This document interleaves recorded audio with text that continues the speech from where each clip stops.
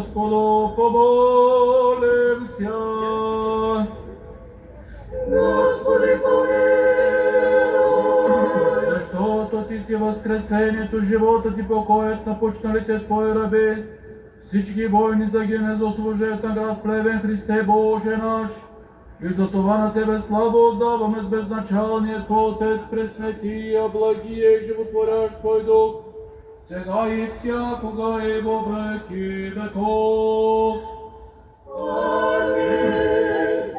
Покой спасен наш, справедними раби Твоя, и сия цели подбори Твоя, яко же е списано,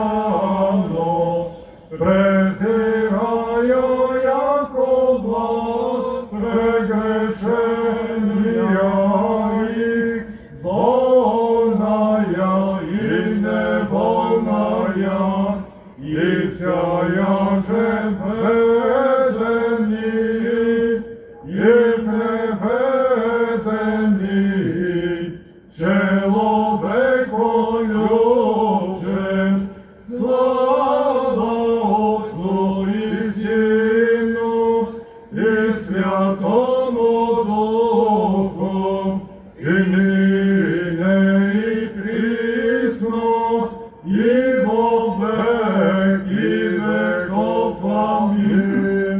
О Тебе воссияви миро Христе Боже, сили света Твою показави, помилуй нас.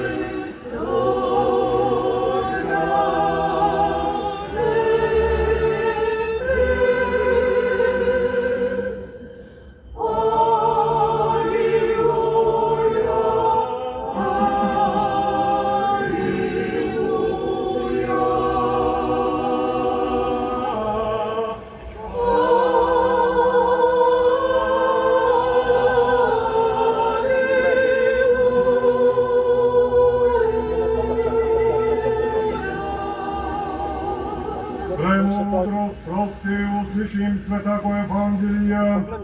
Мирен.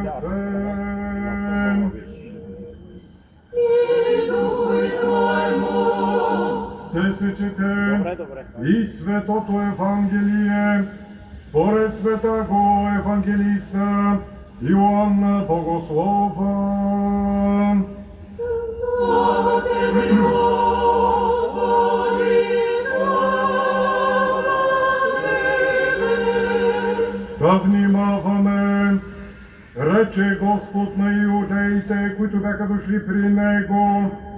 Истина, истина ви казвам, който слуша Словото ми и вярва в Оногова, който ме е пратил, има живот вечен и на съд не дохожда, а е минало от смърт към живот.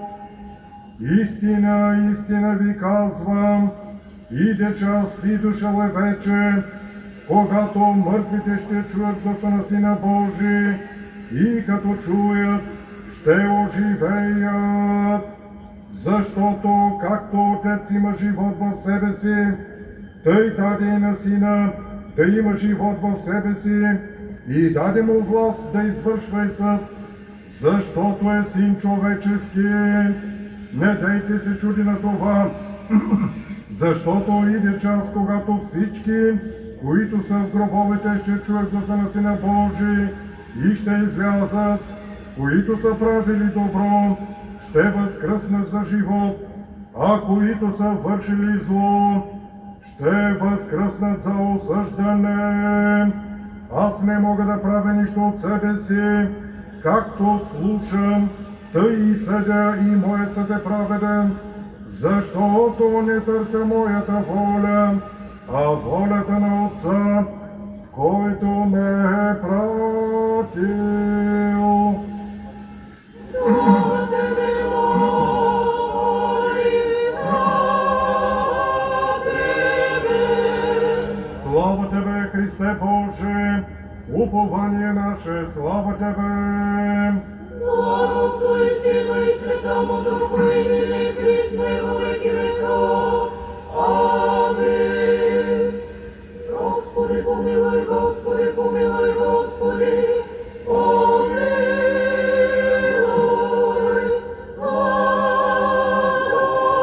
благослови. Христос, истинският Бог наш, който владее над живи и мъртви, и възкръсна от мъртвите по молитвите на своята пречиста и пренепорочна света майка, на светите славни и всехвални апостоли, на преподобните и богоносни наши отци и на всички свои светии, да настани душите на загиналите, Божии раби и всички загинали войни, за освобождението на град Плевен, във вселенето на праведните, да ги упокои в лоното на Авраама и нас да помилва, защото е благ и човеколюбец. Во блаженно му спени, вечни покой подаш, Господи, усопшим рабом Твоим и сотвори им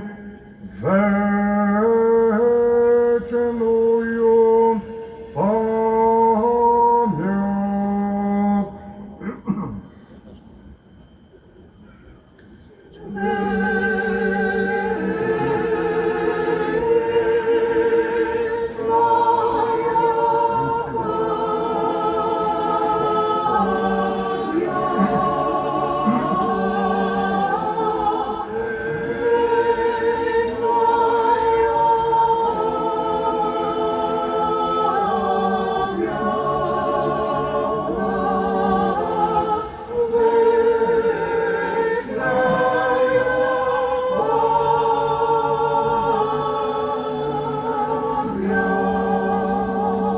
Молитвами светих Отец наших, Господи Иисусе Христе Боже наш, помилуй нас.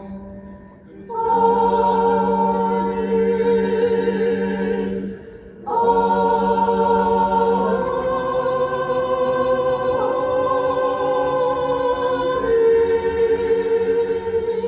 Бог да прости всички загинали войни, а на гражданите на град Плевен честит празник.